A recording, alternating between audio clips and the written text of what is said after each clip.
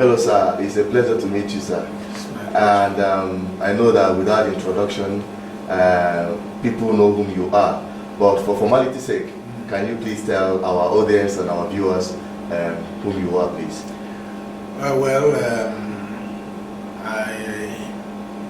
My name is Chekwas. I'm a Prince of Alai in the local government area of Abia State. I founded Afghan and later on founded UPP, making me one of 4 Nigerians who founded 2 political parties in their lifetime. I have been a member of the Imobi of Ohaneze from its inception. That is the inception of the Imobi. And I've been a member of Ohaneze since 1976. I was presidential candidate of UPP in 2015 presidential election in Nigeria. I'm also a member of the Supreme Council of indigenous people of Biafra. Okay, sir. So, all right. It is rare to see political gladiators like yourself, somebody of your class, to identify yourself as a Biafran.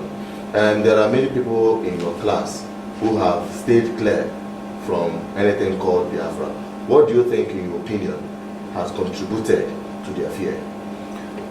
Well, 2 things.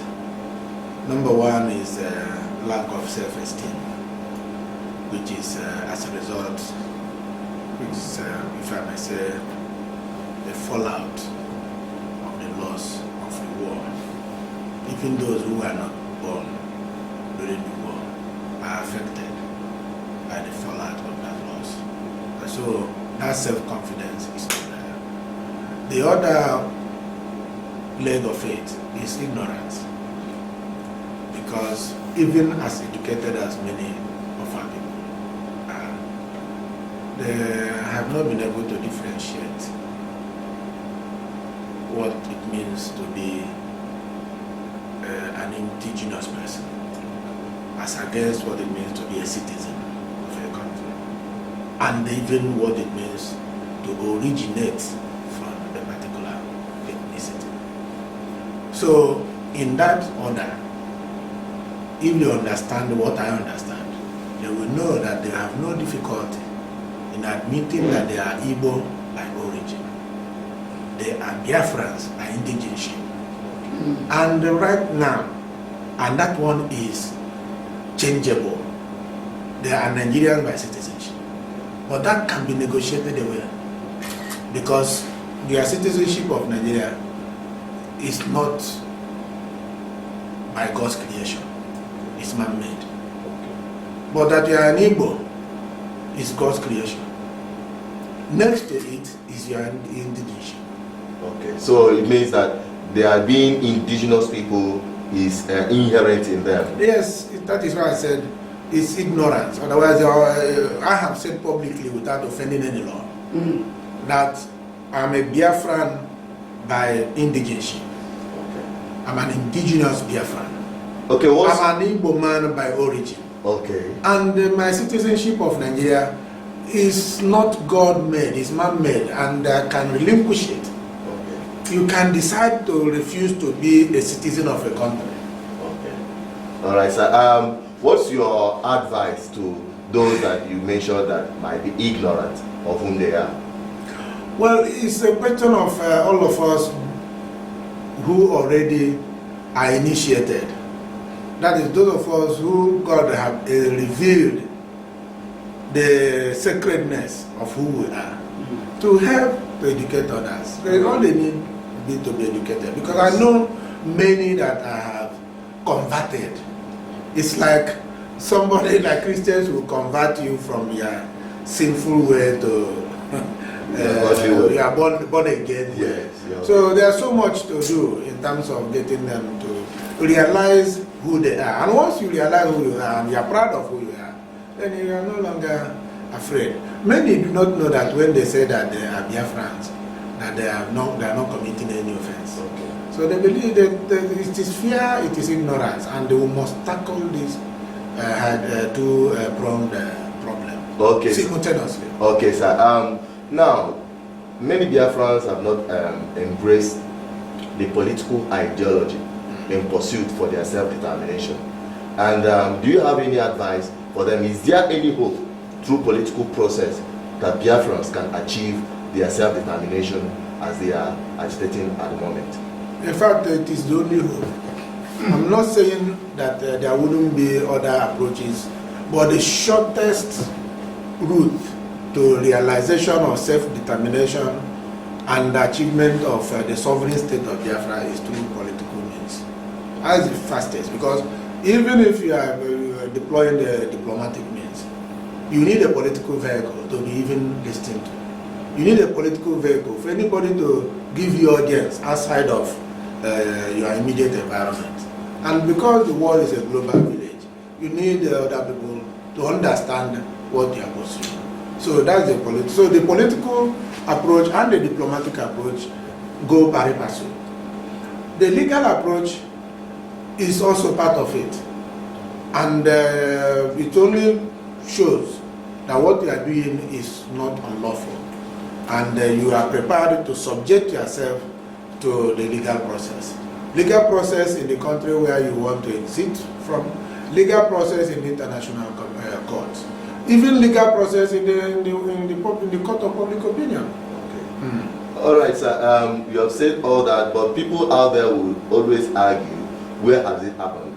Can you cite some few examples of what you just said now?